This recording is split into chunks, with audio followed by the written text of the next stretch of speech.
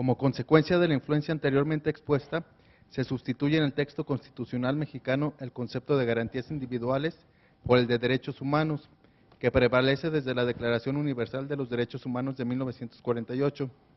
Se reitera la idea tradicional en nuestro constitucionalismo de que al ordenamiento supremo le corresponde, a través de la redacción de sus distintos artículos, estructurar formas que efectivamente aseguren la plena vigencia de esos derechos humanos.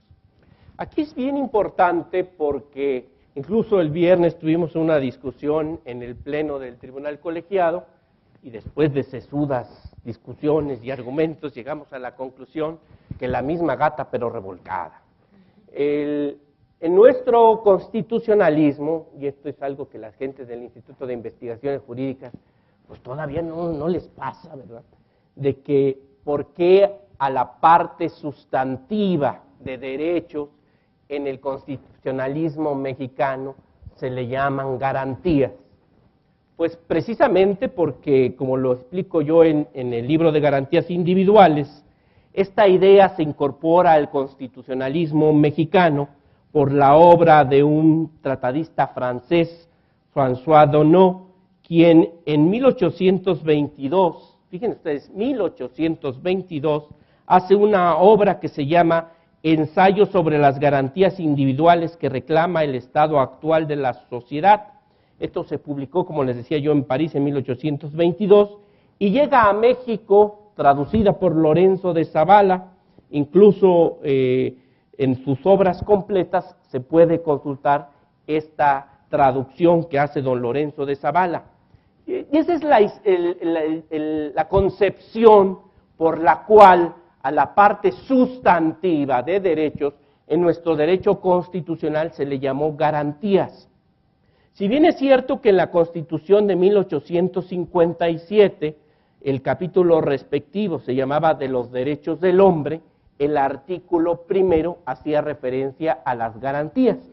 En mi libro de garantías ustedes pueden consultar cómo este término estuvo presente en todo nuestro constitucionalismo hasta llegar al mensaje y proyecto de constitución de don Venustiano Carranza, cuando ante el Congreso Constituyente de 16-17 sostiene que las fórmulas vagas de la Constitución de 57 pues fomentaban la violación de estos derechos. Por eso era importante darle garantías a esos derechos.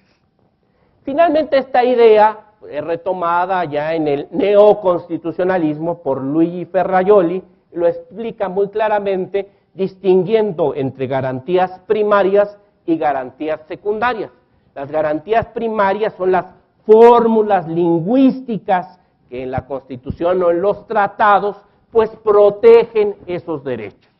La redacción de la garantía de audiencia, de la garantía de legalidad, del debido proceso, la tutela judicial efectiva, esas son las garantías primarias. Y las garantías secundarias serán los mecanismos de control constitucional o los mecanismos de control del tratado, ¿verdad? Como el juicio de amparo, la controversia constitucional, la acción de inconstitucionalidad. Esta concepción está vigente todavía, incluso con la reforma constitucional. Se recoge esta tradición mexicana de que a esas fórmulas de los primeros 29 artículos de la Constitución son garantías.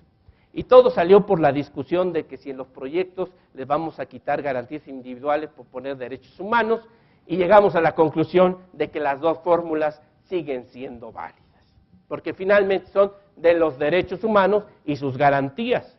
Y como pueden ustedes revisar, el capítulo primero del título primero de la Constitución, artículos 1 a 29, no tiene mecanismos procesales. Los mecanismos procesales están en el 113, en el 107, en el 105, en el 102, pero no están en esos 29 artículos. Entonces, la misma gata, pero revolcada. Adelante.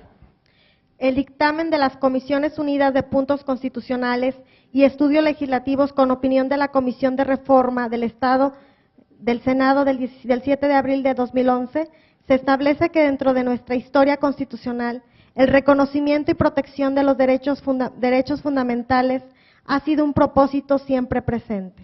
Frecuentemente surge la discusión acerca de la diferencia que hay entre derechos humanos y garantías individuales.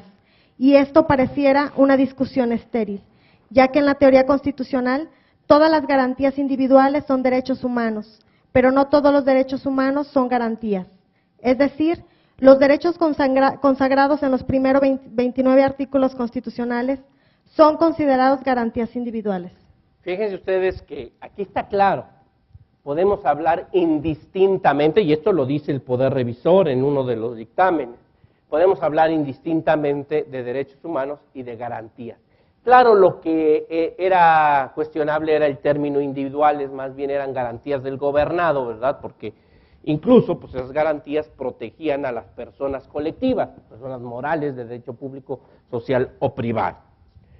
Aquí sí es importante comentar esto porque no faltó un terrorista jurídico que dijo antes de que entrara en vigor el 4 de octubre la reforma constitucional en materia de amparo, que todos los juicios de amparo debían sobreseerse, porque como ya no hay garantías individuales, sino lo que hay son derechos humanos, pues entonces ¿qué iban a proteger los jueces y magistrados federales? Entonces, bueno, pues esos son atentados terroristas jurídicos, ¿no?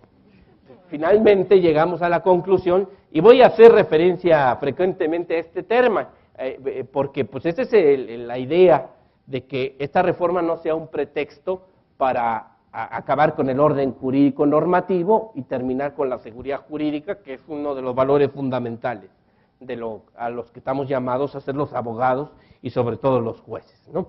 Adelante. El decreto en análisis tuvo como antecedentes próximos una serie de iniciativas presentadas en ambas cámaras del Congreso de la Unión por distintos legisladores de diversos grupos parlamentarios desde el 25 de marzo del 2004 y que se fueron incorporando en los dictámenes y minutas que fueron discutidas. Es importante que ya en la recta final, en 2004, con la labor de las dos cámaras del Congreso, estuvieron trabajando en estos temas, se tratan de dictaminar conjuntamente una serie de iniciativas de múltiple calado, y finalmente pues eso concluye en esta reforma constitucional tan importante. Adelante. En sesión celebrada el 8 de marzo de 2011, la Cámara Alta aprobó el proyecto de decreto. El 23 de marzo siguiente, en la Cámara de Diputados, se aprobó el proyecto de resolución de las Comisiones Unidas de Puntos Constitucionales y de Derechos Humanos de esa legisladora. Adelante. Si no digo nada, usted sígale. Remitida la minuta relativa a las legislaturas de los estados para los efectos del artículo 135 constitucional, en la sesión de la Comisión Permanente de 1 de junio de 2011, se realizó la declaratoria respectiva. Fíjense ustedes que fue interesante porque pues esta reforma estuvo a punto de sucumbir, porque también hay terroristas legislativos, y los terroristas legislativos, pues a veces, y lo vamos a ver con cuidado, pues había planteamientos muy interesantes. En alguna legislatura se planteó por ahí que con esta reforma, pues ya no era necesaria la participación de las entidades federativas a través de sus legislaturas en el procedimiento de enmienda constitucional para agregar derechos, sino que bastaba que el presidente de la República o un plenipotenciario debidamente instruido por parte de él con facultades plenas suscribiera un tratado internacional y lo aprobara el Senado para que se incorporara ipso iure a la Constitución con el máximo nivel normativo. Entonces ya las legislaturas de los estados no participan en este proceso. Y por ahí, bueno, también hubo ahí lo de las preferencias sexuales que también generó tantos problemas que finalmente, como yo llego a la conclusión de que eso de las preferencias sexuales ya estaba desde la reforma anterior, nada más era ponerle a qué preferencia se refería el tema y eso generó muchos problemas. Pero finalmente se aprobó. Adelante. Previamente, la secretaria informó a la Asamblea que se recibieron los votos aprobatorios de los congresos de los estados de Aguascalientes, Baja California Sur, Antes de los Campeche. todos, nada más diga quién faltó. Ahí donde dice así mismo. Asimismo.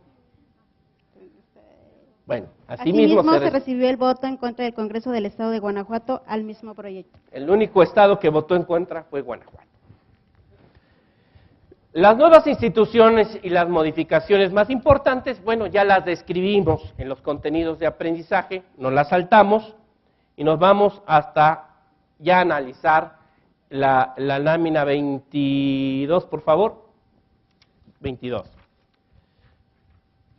Vamos a ir viendo en cada artículo cuál era el texto anterior y vamos a ver el texto vigente y vamos a ir comentando las modificaciones.